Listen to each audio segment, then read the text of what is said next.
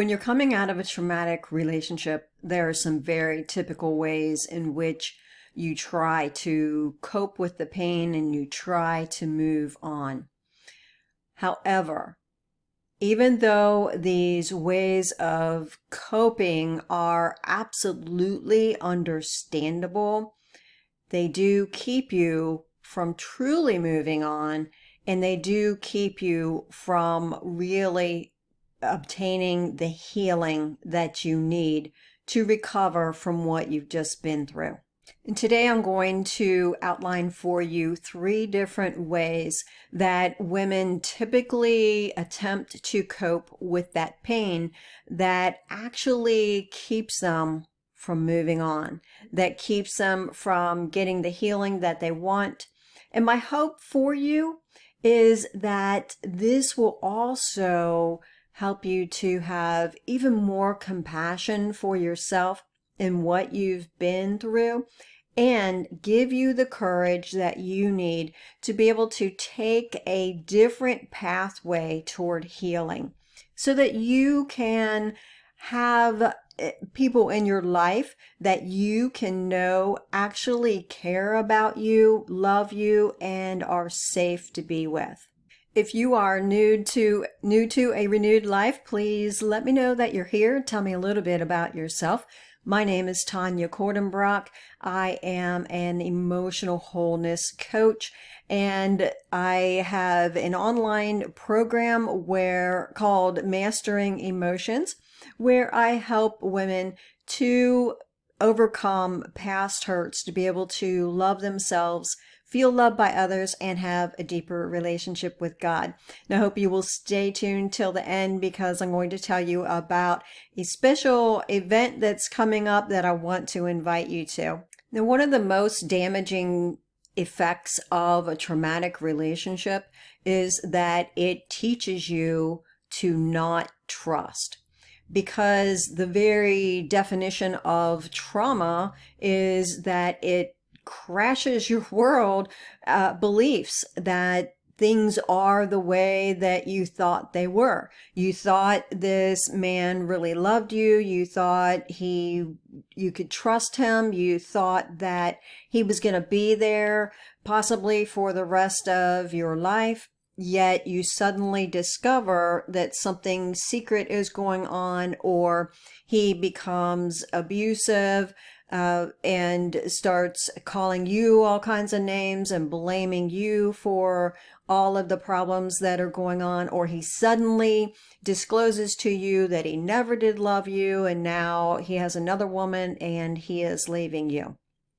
All of that, understandably, will put you in this place where you do not know which way is up. And you really can't trust.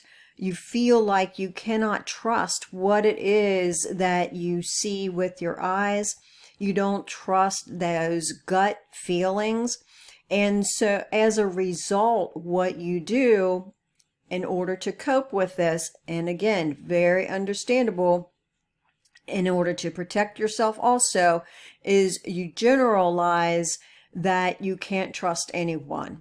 And especially you believe that you can't trust men, that all men are deceitful. Even though they tell you that they love you, they don't love you. Even though they tell you that there's no one else, then doesn't mean that that is true. A second sign that you haven't truly healed, and is another way in which you cope with not knowing how to believe that you are truly lovable. And this is by becoming a people pleaser. So especially if you were in an abusive relationship where it seemed like no matter what you did, that it would cause emotions to flare up in the other person, and that of course would be targeted at you and be so hurtful to you. Or if your husband or boyfriend was cheating on you and you didn't know it for a long time, that can tend to cause you to believe there's something wrong with you. And then you get into this cycle of just wanting to be this perfect woman or perfect wife so that he would have no choice but to love you. And then that can also generalize into your other relationships, kind of bleed out into other relationships where you become a people pleaser in your other relationships also. And if you think about it, this makes sense, because if this person who was supposed to love you and cherish you for the rest of your life didn't do so, and then that must mean there's something wrong with you, right? Even though that's not the truth, but that's what happens within you.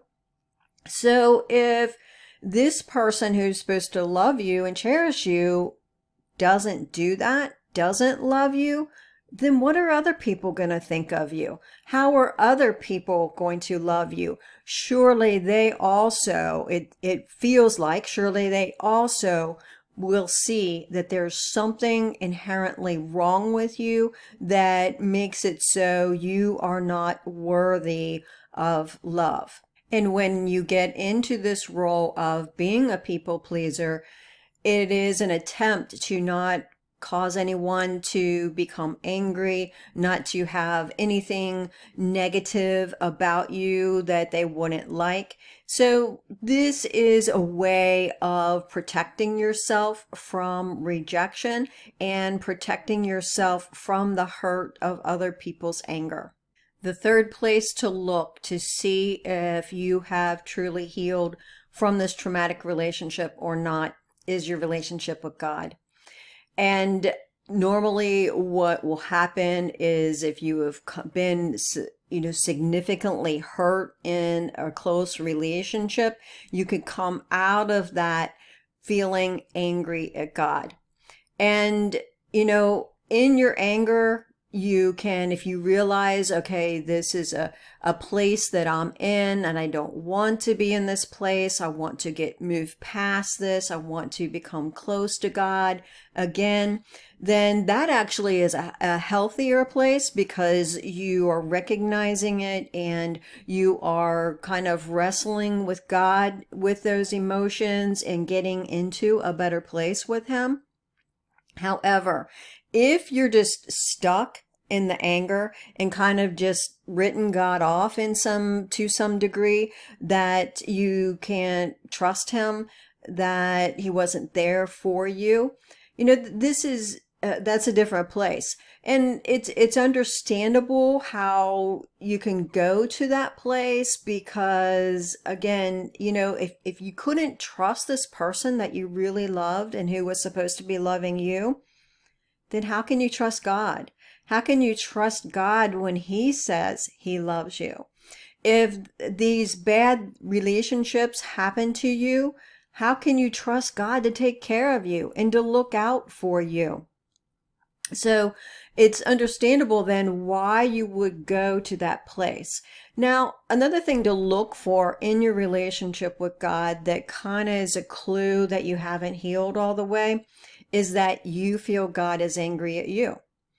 Now, perhaps you're not angry at Him, or perhaps you're not willing to admit that you're angry at Him, but you kind of feel like He is disgusted with you. He's angry with you. He sees you as bad, or something is wrong with you. And again, this makes sense coming from the hurt that you have come from, that it would feel like, well, there must be a reason why God allowed this to happen, why God didn't protect me from this. Or you can sometimes twist it around and say, well, God is punishing me by allowing this to come into my life, or He is this cruel person, cruel God who is trying to teach me lessons that are good for me. And so these ways of viewing God and that he is cruel or that he doesn't like you is a way of coping with the pain that you've experienced. And again, while it's understandable, this really isn't a place where you want to stay. All these three signs that I've just described to you, they have something in common. They all three come from a place of fear. Fear of being hurt again. Fear that you are going to get into a relationship that is just like the one that you got out of. And it's understandable because it is very, very normal to have an aversion to pain.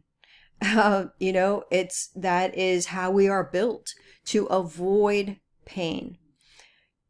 Even though it is understandable, again, it's not a place where you want to be in. We do not want to be running our lives having that empowered by fear. When you are coming from a place of fear, then you make poor decisions. You ignore the real clues that are there. You don't trust your gut, and you ignore what your gut is telling you is really going on. You don't see people for who they are. You miss the cues that they give you that they are unsafe. And also, even though you've put up these walls to try to protect you, they actually keep you from the healing that you need that's going to enable you to see people for who they really are. And then also, those same walls, they keep you from receiving love.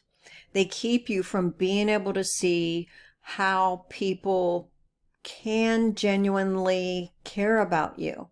They can have some flaws. They're not perfect, yet they still do really care about you. And when you're living behind those walls of not trusting others, or only being a people pleaser, or living out of anger, then you can't feel it. You can't risk allowing yourself to open up to the chance that someone can love you, and then you end up being alone. You end up being isolated, and you can't feel the joy that the Lord has for you. You can't have that close relationship with Him that you want to have, or with others. So, as I said in the beginning, my hope with this teaching is that you would see how the way that you're responding is understandable. It's very normal to respond in these ways. Yet, they aren't where you want to stay. You want to learn new ways of coping, new patterns of responding to hurt, because these hurts have created these patterns that I've described here today. So you have to learn how to create new patterns.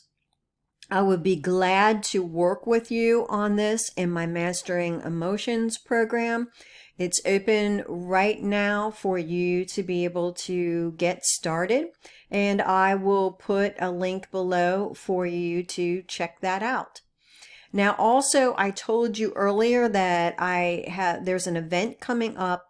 This Friday, I am doing a free workshop to explain how to obtain the healing that you need after coming out of a traumatic relationship. So I hope that you will join me for that, and I'll also put a link for that below. Thanks a lot. Bye for now.